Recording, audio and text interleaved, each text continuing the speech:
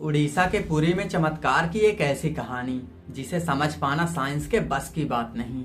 Physics, chemistry, geography और दुनिया के सारे ग्राउंड्स ऑफ बिलीफ यहाँ आकर फेल हो जाते हैं। कहते हैं पुरी में आज भी भगवान कृष्ण का वास्तविक दिल धड़कता है। इस मंदिर के कुछ ऐसे रहस्य जिनके बारे में सुनकर आप शॉकिंग हो सकते हो। हर मंदिर में जहाँ मूर्तियाँ पत्थर या फिर मेटल की बनी होती हैं, वहीं जगन्नाथ मंदिर में भगवान की मूर्तियाँ लकड़ी से बनी हुई हैं। पर ऐसा क्यों? आओ बताता हूँ।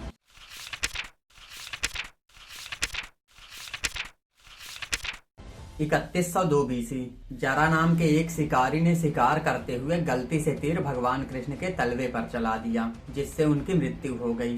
दरअसल हुआ ये था कि भगवान कृष्ण पीपल के पेड़ पर बैठकर मस्त बांसुरी बजा रहे थे। तभी वहाँ एक हिरण का पीछा करते हुए जरा पहुंचा।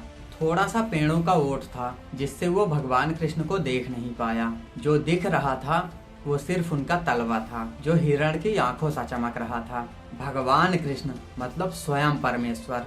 जरे ने उनके तलवे पर तीर चला दिया और भगवान की डेथ हो गई।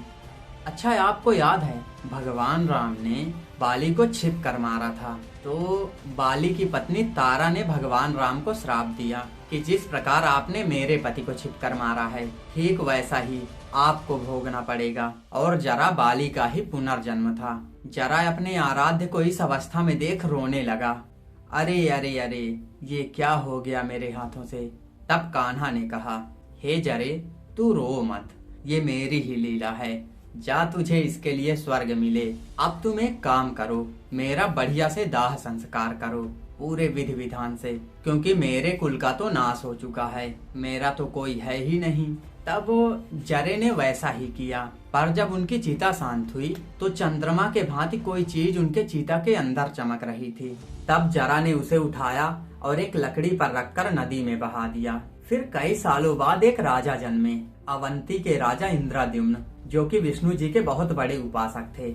उनको एक दिन भगवान कृष्ण ने सपने में दर्शन दिया और एक नदी में डुबकी लगाने को कहा, और कहा कि एक लकड़ी के तने पर तुम्हें मेरा दिल भी मिलेगा फंसा हुआ। इस सपने को देखकर राजा अगले ही दिन निकल पड़े डुबकी लगाने, और जैसा जैसा उन्होंने सपने में देखा था ठीक वैसा वैसा हुआ।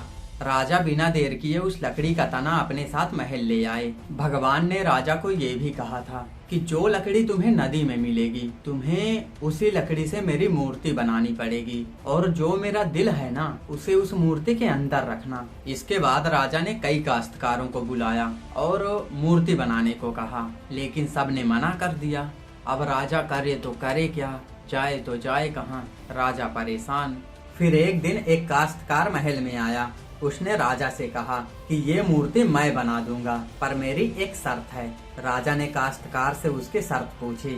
उसने कहा, मुझे मूर्ति बनाने के लिए पूरे 21 दिन का समय चाहिए, और 21 दिन से पहले ना तो मुझसे कोई बातें करे, ना मिले, और ना ही मेरे काम में अड़ंगा लगाए। राजा ने खुशी खुशी शर्त मान ली। अब मूर्ति बनाने का काम शुरू हुआ, और मूर्ति बनाने की आवाज भी आती थी, लेकिन धीरे धीरे आवाज आनी बंद हो गई। अवंती की रानी ने सोचा कि शायद भूख और प्यास से काश्तकार निकल लिया, इसलिए उन्होंने राजा से कहा कि आप वो दरवाजा खुलवाओ जहां मूर्ति का काम चल रहा था। राजा को रानी की बात माननी पड़ी, और जैसे ही दरवाजा खुलवाया गया तो वहां कोई काश्तकार था ही नहीं। वहां सिर्फ 3 मूर्तियां रखी थी, भगवान जगन्नाथ, उनके भाई बालभद्र और उनकी बहन सुभद्रा। और उस जगन्नाथ की मूर्ति में वो चमकता हुआ उनका दिल भी रखा गया था। ये थी भगवान जगन्नाथ की मूर्ति बनने की सच्ची घटना। खैर, आपको ये कथा कैसी लगी हमें कमेंट में जरूर बताना, और ऐसी और रोचक जानकारी के लिए लाइक सब्सक्राइब कर लो प्लीज। मिलते हैं अगली वीडियो में। जय जगन्नाथ।